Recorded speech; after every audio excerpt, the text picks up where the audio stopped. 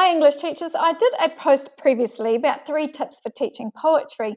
And one of the first thing was to make sure that your students approach poetry as they would a puzzle, to understand that they are not going to necessarily understand a poem from the get go like they would a piece of prose. They've got to approach it as though it is a puzzle to be worked out. Now, with that in mind, you should show them Billy Collins' Introduction to Poetry. I think it's called, Introduction to Poetry, where he talks about basically beating a poem into submission to give up its secrets.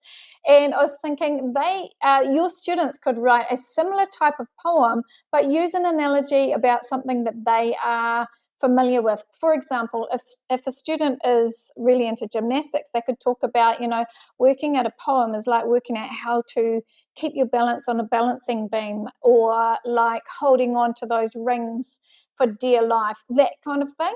So just a little idea there, just to make sure that when you go to study the poem that you're actually wanting to study, they are going into that poem knowing they've got to work it out, and hopefully finding that procedure an enjoyable one instead of something frustrating.